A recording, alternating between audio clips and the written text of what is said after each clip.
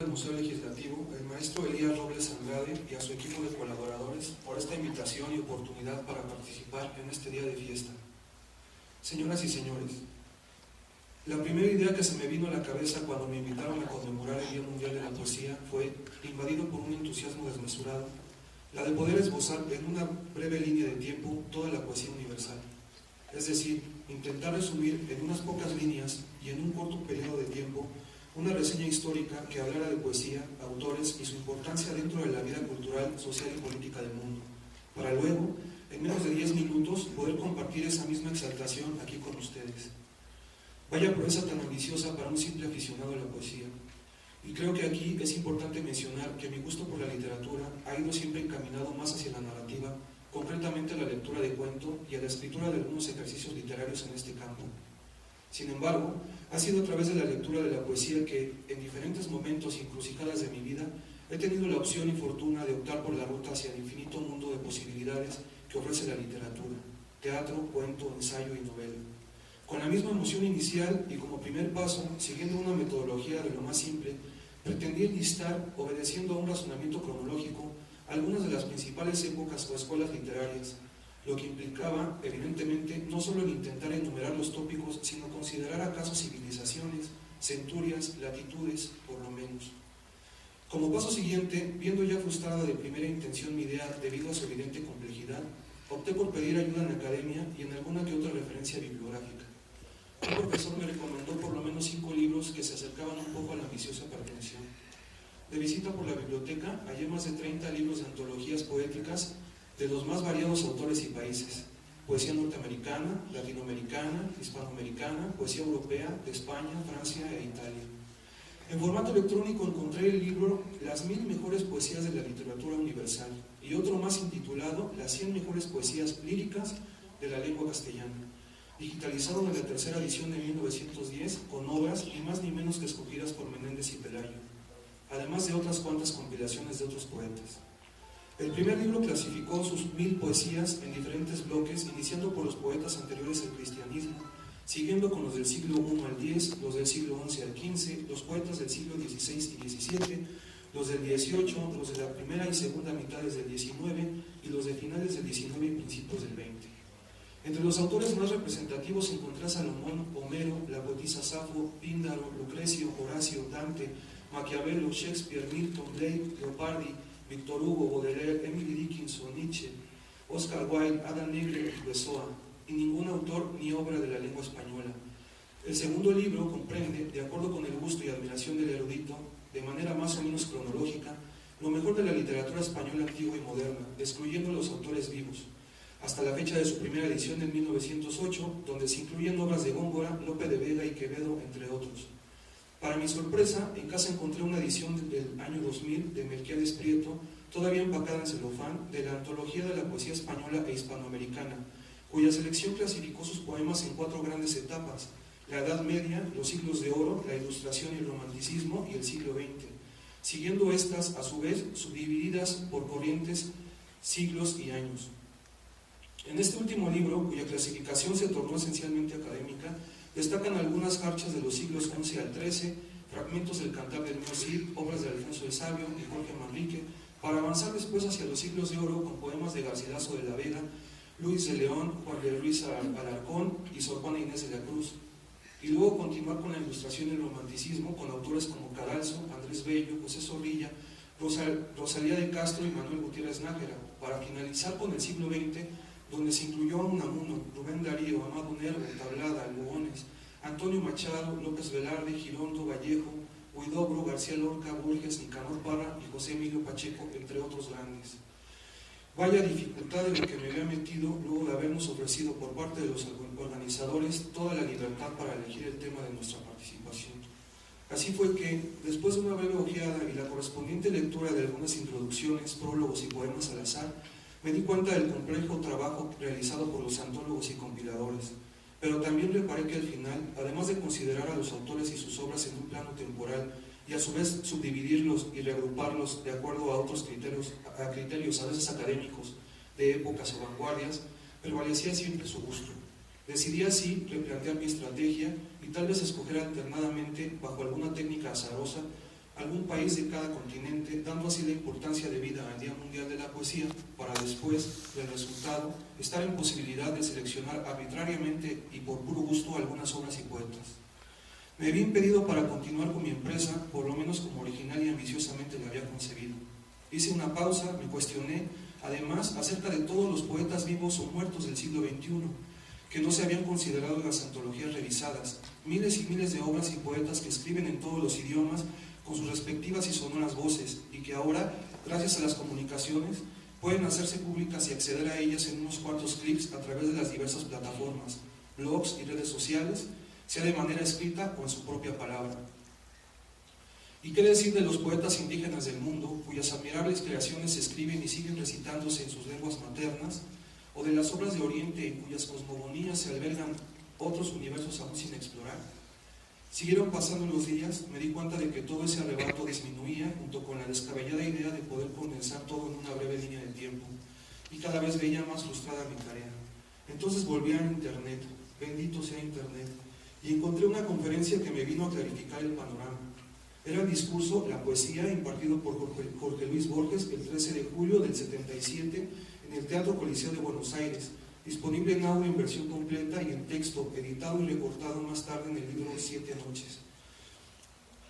En esa conferencia, además de hablar de lengua, idioma y algunas hermosas definiciones acerca de la poesía, Borges nos comenta de cómo hasta entonces, en países como Japón, China y la India, y aquí cito, y en el Oriente en general, no se estudia históricamente la literatura ni la filosofía, pues ellos no podrían fijar la cronología de los autores. En cambio, se estudia la filosofía diciendo, Bergson discute con Zenón de Elea, Hume discute con Platón, Parménides está discutiendo con Bergson, es decir, se ve todo como simultáneo, cierro cita. Pese a ello, Borges no resta importancia a la clasificación para su estudio de la poesía en Occidente. Sin embargo, cree que ese juicio de los orientales es el verdadero y que no hay historia de la literatura japonesa, de la literatura china o persa, de la literatura de la India, porque todo eso les parece a ellos una frivolidad.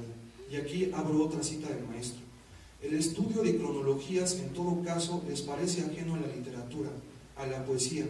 Lo que buscan es la poesía misma.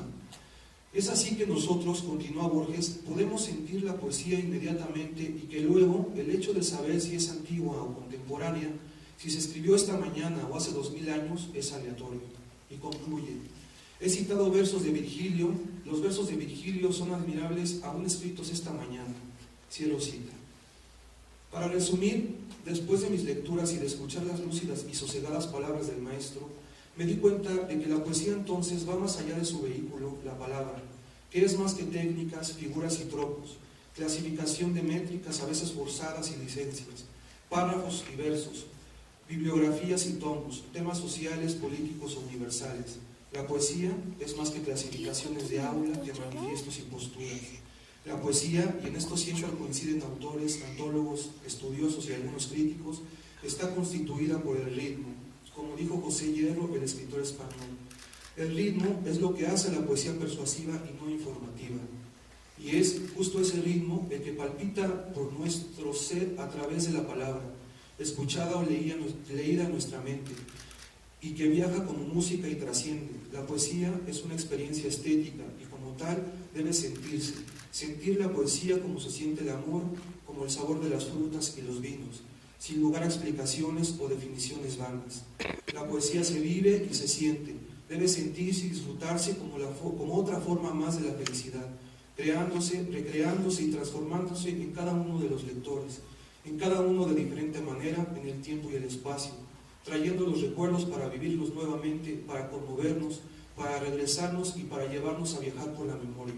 Al final, después de este breve recuento, me pude dar cuenta de que la poesía está dispuesta y transformada desde el avanzar del tiempo, desde las estrellas y la luna, inmersa en el fuego y el mar, en el amor, la vida y la muerte, y que es capaz de revivir en nuestra imaginación y pensamiento cualquier recuerdo de alegría o melancolía.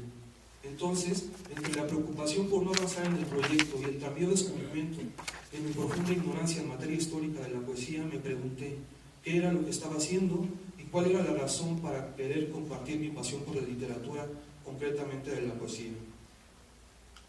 Perdón.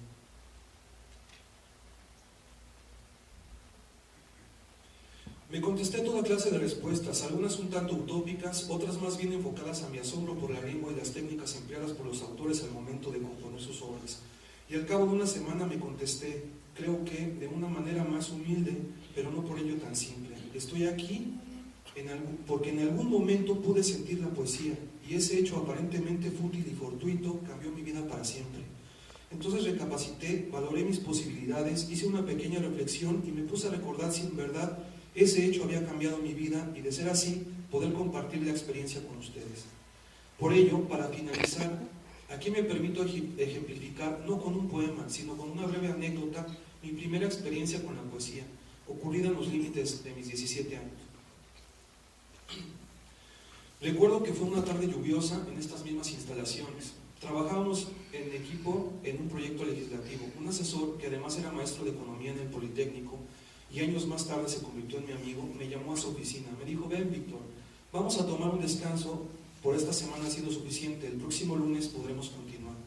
Preparamos café y comenzamos una charla. Me preguntó que si me gustaba leer, le dije que poco, cuando en realidad no leía, porque había libros que me llamaban la atención, pero en cuanto comenzaba a leerlos no los entendía y luego, al cabo de unos días, abandonaba. Creo que para esa fecha no había leído un libro completo de nada, ni siquiera aquellos que por encargo nos hacían en la vida escolar. Luego me volvió a cuestionar, me dijo que no podría seguir por la vida sin un propósito, que a través de la lectura los seres humanos no solo adquieren conocimientos para aprovechar su inteligencia, sino que resultaba preciso cultivarse y vivir, leer, escribir, viajar, comer, ver películas, escuchar música, y que todos teníamos derecho de gozar los frutos de la civilización. Creo que en ese momento me hizo pensar. Luego continuó su perorata a manera de queja, diciendo que eso no resultaba tan fácil porque a veces la gente no estaba interesada en la cultura, sino al contrario, estaban empecinados en disfrutar de la inmediatez de las banalidades, concentrados más en trabajar para generar dinero en un tiempo determinado y para más tarde gastarlo en sus necesidades en un lapso más corto de tiempo. Al cabo de otros minutos, el maestro fue a sentarse un tanto ofuscado y me dijo que lo olvidara, que me olvidara de todo y que mejor nos sentáramos a leer un poco. Abrió un cajón de su escritorio y tomó un libro gris. Lo abrió al azar y me dijo: ¿qué te parece esto? Y comenzó a leerme un poema que contaba la historia de un hijo y el recuerdo que tenía este de su padre. A lo largo de varias páginas quedé atrapado de las palabras. Me estremecí porque parecía que el poema hablaba de mí y del recuerdo que yo tenía de mi fallecido padre. Fue tal el impacto que se originó en mi memoria que pude recordar pasajes de mi infancia que creía estaban ya enterrados. Me vi profundamente conmovido y comencé a llorar desconsoladamente, pero no solo de tristeza, sino también de alegría y felicidad. El maestro, sorprendido un poco, no dejó de leer, continuó atinada y melodiosamente su lectura. Ahí, sentado en un sillón ejecutivo, dentro de una oficina sin ventanas, aquella tarde lluviosa me sentí por primera vez más vivo que nunca. El maestro, a través de la poesía, me condujo en el viaje como guía, con el ritmo de la poesía y cada verso y estrofa como compañía, y fui andando por ese sendero para mí hasta ese día desconocido. En mi mente vi a mi padre, lo vi conmigo y mi familia, lo vi en un barco y en un bosque y en un restaurante y sentado en una butaca sonriendo mientras veía una película en el cine, y también lo vi abrazando a mi madre y a mi hermano. Al final lo vi despedirse con la promesa de encontrarnos en otro lugar y en otro tiempo. Como si todo hubiera estado perfectamente sincronizado, el maestro asesor terminó de leer, cerró el libro y en ese instante sonó el teléfono.